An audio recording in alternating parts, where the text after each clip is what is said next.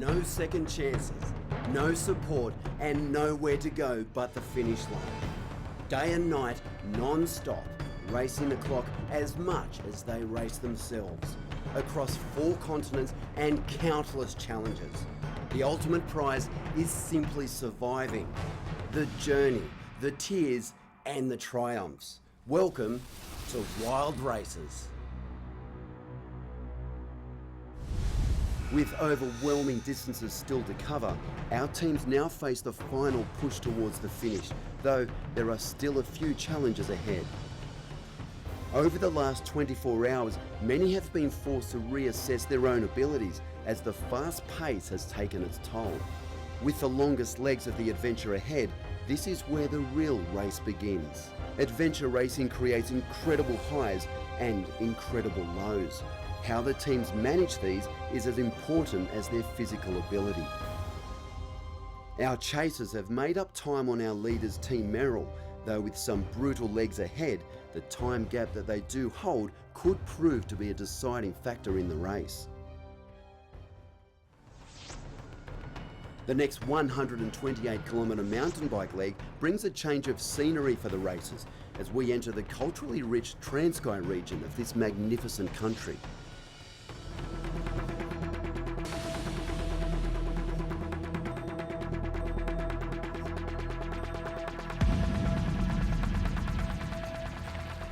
The longest sleep I got in one go was probably only an hour. So I still rested, but obviously it would have been nice to have had a solid 3.5 without waking up. That's what I mean by sort of not having slept that well. Whether it comes back to haunt us a little bit tonight. Possibly, I think we'll probably still get some sleep monsters tonight, even though we've had the sleep now. It's just the nature of the sport. I don't know, I think your body just goes into overdrive. You know, like you go, and when you want to actually relax, you can't handle. We don't really want to go into the second part of the race feeling tired, but we're going to. I mean, regardless, we can't change it. If we are, and we're all going to sleep monsters tonight, we're just going to pull over, stop for a little bit, have a sleep, get warm, and then carry on going. That's just how this kind of racing goes.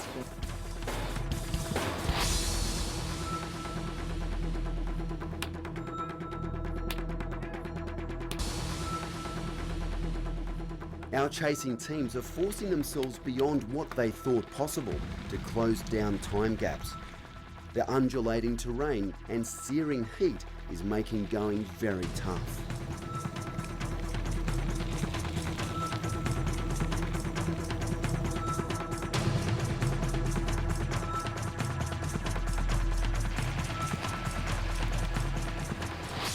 We are about halfway through our 120 kilometer cycle. It's quite a fun bike leg actually. Lots of sort of little tracks and even single track here and there. Going quite well so far. Nice to have had a few hours rest at the halfway stop. Well, I'm not going to say I felt refreshed, no, but I definitely felt that I wasn't as fatigued as I was coming into the transition. And I think without that sleep I would be pretty delirious by now. The relentless ups and downs, steep ups and long ups. This is like kilometer 250 I think or so on the bike. My brain's not even functioning at the moment.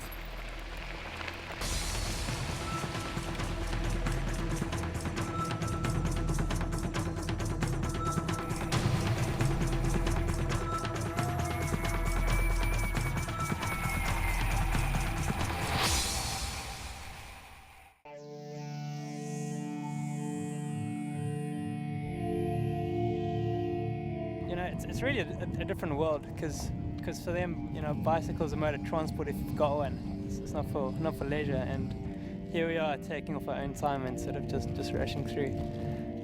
I think the blue shirts help. They seem to know we're all together, so you can point to the blue shirts. But yeah, it's been an amazing change from the other bike ride, which was through sort of traditional farmland. Here now we tribal communal land, so.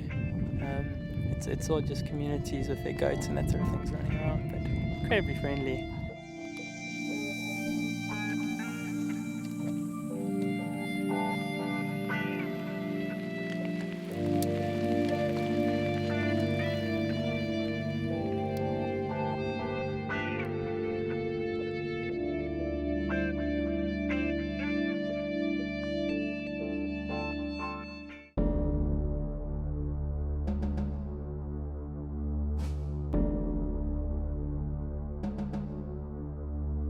Up ahead, our leading teams have suffered as a result of their furious pace to date and are losing valuable time to the chasers.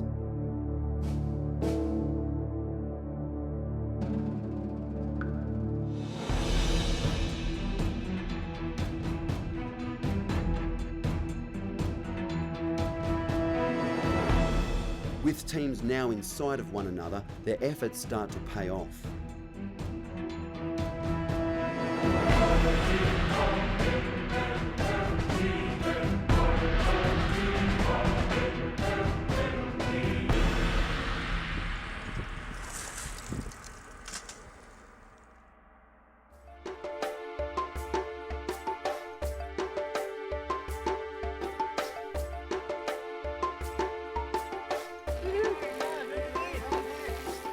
There's like 13 different languages in this country. We speak in Xhosa, which is the local language over here, which helps me a lot with finding directions and that as well. I grew up on a farm and yeah, I live here. These are my people too. It was a tough hill. It's been hot, very hot today. But just some push on through down to Hamburg. We'll get there at night, 12 o'clock I think. But today's been the killer of the heat. So I drink lots of liquids as well. Oh, we're 40 k's into 128k cycle lead. So we'll do another 20 k's before dark. And yeah, we'll try and push through.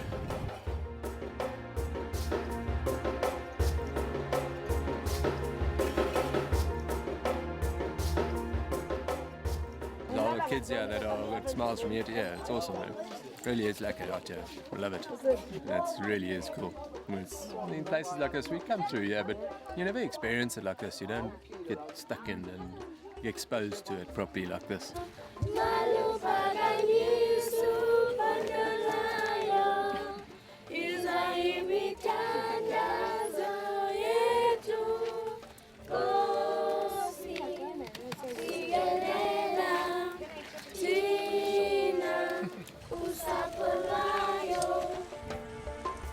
Been a hard ride, but we'll keep going through the night and then hopefully get to, where are we going? Hamburg.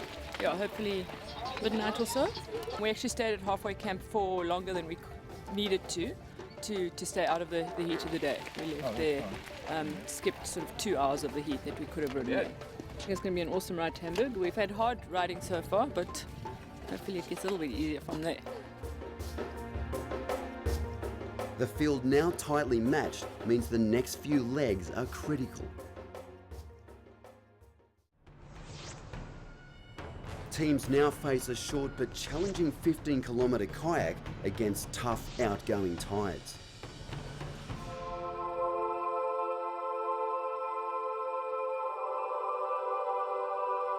I mean, I'm feeling absolutely fine. I'm just struggling with really bad blisters on my feet. You know, since the very first leg. Pretty manky. I've got all the blisters strapped up, but that whole thing there is just one big blister on both feet. Well, it's quite an interesting leg, something we've never actually seen before. Only 2 of the team members have to go out on this next kayak leg. We drew straws to see who was going to go kayaking, and Grant and Julia actually drew the short straw, but I think I'd feel shortchanged if I left out a leg, so I might just take Julia's place, you know. We all do the navigation and split that, and even split the map preparation and everything. We don't have one lead navigator as in a normal team, so I don't think that'll play much part.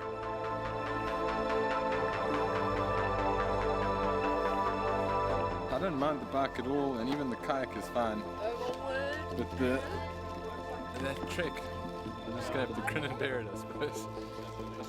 The good news is that after that it's sort of a short-ish, relatively short mountain bike leg. It feels nice to have that big bike leg out the way, because now we really feel like we're into the business end of the race, and you know, even when we're at the halfway point, it didn't quite feel like halfway, because we knew we still had these 2 massive legs ahead of us. Now I think we sort of got most of it under the belt. You've got to race the course, and the course is still long. I mean, this paddle is going to be epic. And this hike tonight is going to be, I think it's make or break. We're obviously going to do most of it in the dark. And so the nav's going to be tricky in the sand dunes. So, you got to race a course, Sam. You can't race each other. After a brutal adventure so far, the racers now go head-to-head on a staggering final 63-kilometre trek through some of the harshest coastline on Earth.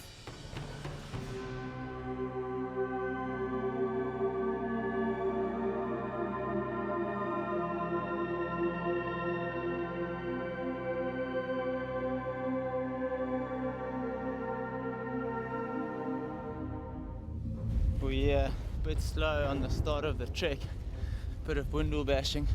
What's tricky was you see the CP and you sort of assume that it's guiding you in the right direction, but it's not always the case. It's one or the other, so after a while of trying lots of routes, you just got to go straight, and that normally works the best. We had to go through some very, very thick shrub to get back onto the beach, and then some thick shrub to get through the rivers. So this is our new version of bushwhacking. It seems to be a whole lot quicker, easier, faster. Actually, you can see this really thick bush on either side of us.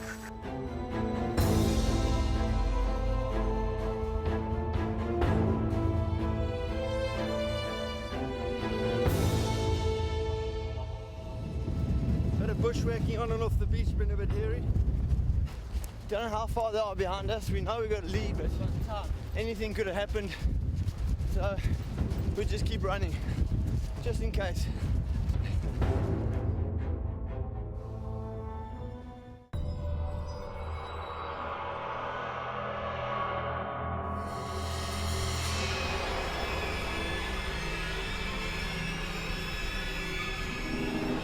Teams are leaving nothing to chance, as with such close racing places can be lost in a blink of an eye.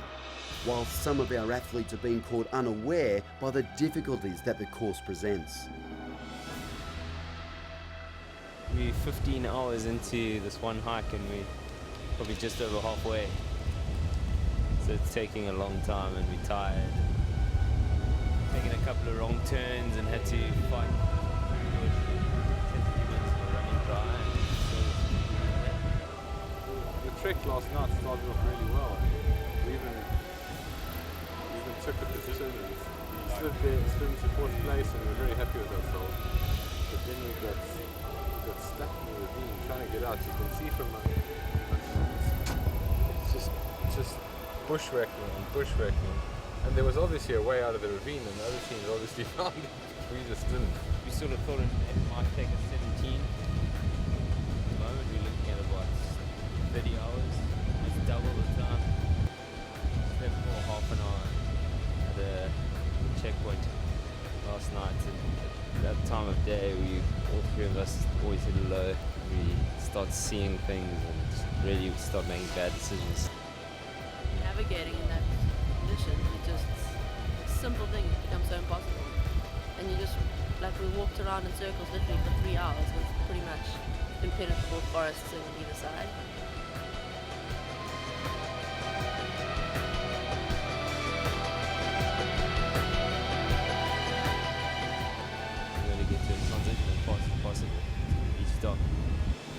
So I tried to run on the beach, my shoes off, but they were so swollen and inflamed, I started running on a bit of nails.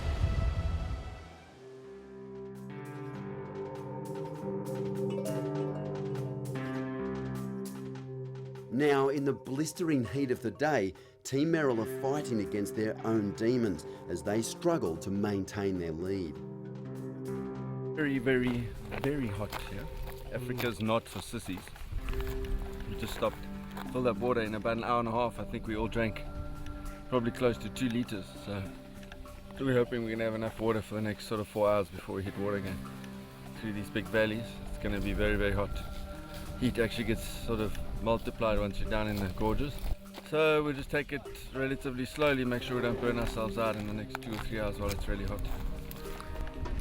Not. Can you see me all starting to slowly lose it? To be honest, right now we're all taking a bit of strain and team morale is not at its best.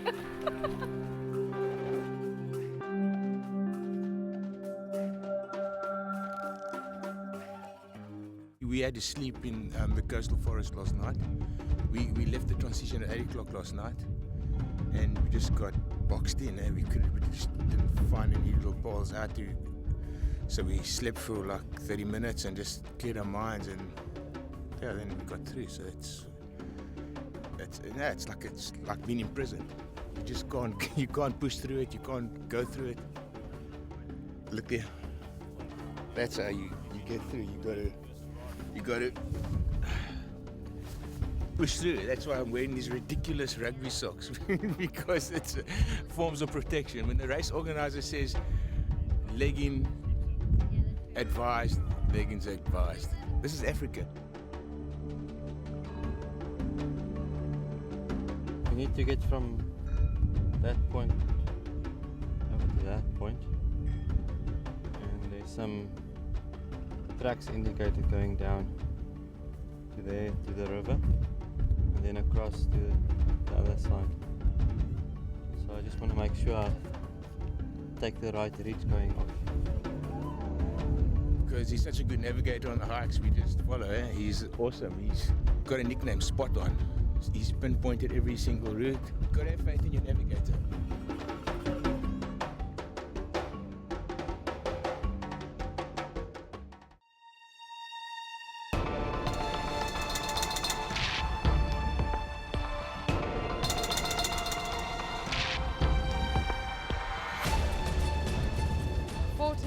We've been trekking for 14 hours. I think we were hoping it would be a bit quicker, but we came up against some seriously thick bush. 3 river crossings that were just, whoa, you just couldn't get through. I mean, there was actually a point that we decided to get in the river itself and wade through the water, because that was just so much quicker than actually trying to get through the bush. But it also meant that our feet were wet for most of the day, so we got onto this beach hike. Man, and we're all running like a bunch of old people. But it's all good. It's almost finished, and then it's just onto a mountain bike. And then it's home sweet home. When Heino said that adventure racing was like going to war, I understand what he meant now. It's not the case of physically going to war, but it's your body. Everything's just warring. My feet are sending messages to my brain, telling me that I've got to stop running, stop walking, my legs are aching, everything, but somewhere along the line, my brain's sending something back down and just tend to ignore whatever's happening. So my body's at war with itself. After one of the most incredible adventure races yet, teams now head for a 40-kilometre mountain bike ride that will bring this journey to an exciting conclusion.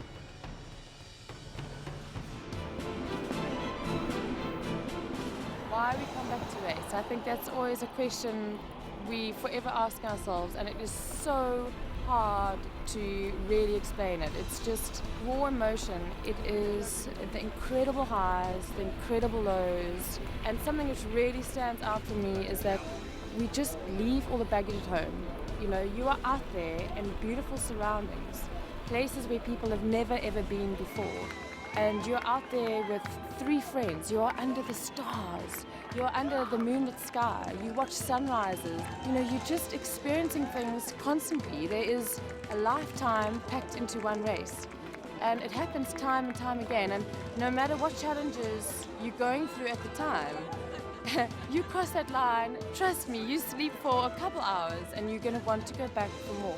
It's just something that once it gets into your soul, it's there, and it's there forever. It's something you bear your soul, and it just takes it all. It encompasses the whole lot. This is my soul food. This is my life, and it's my passion.